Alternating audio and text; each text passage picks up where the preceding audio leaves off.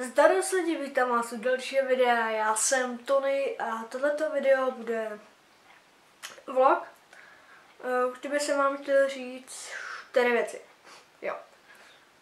A myslím, kdyby se mi to zavostřilo. Dobre. Takže první věc je, že natáčím na novou zrcadlovku Nikon D5200, takže taky super. Druhá věc je, že všem moc děkuju za to, že mě podporujete, lajkujete, odebíráte, sdílíte a tak dále. Já nemám jako moc času, takže tak. Další věc je, že budu mít nový mikrofon a rozdvojku na mikrofon a sluchátka, takže rozhodně bude lepší kvalita zvuku. Třetí věc je, že mi to vypadlo.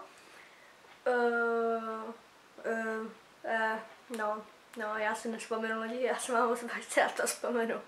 Zatím. Já jsem zpět a už jsem si vzpomněl, sakra, já jsem dobrý. Tak ta věc je, že budu pravděpodobně mít nový počítač, takže to bude mnohem lepší než ten můj tady vzadu někde. Nebo tady někde, já nevím, kde přesně. Je to vlastně Lenovo G50, má 4 GB ramky, tenhle ten současně, který mám, takže no nic moc.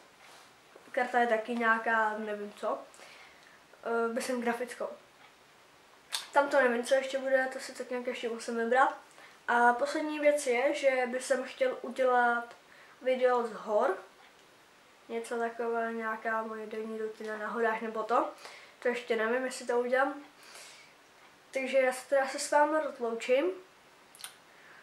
Nezapomeňte, pokud se vám tohleto video líbilo, nezapomeňte dát like, odběr, sdílejte mě a teď na všechno. Čau.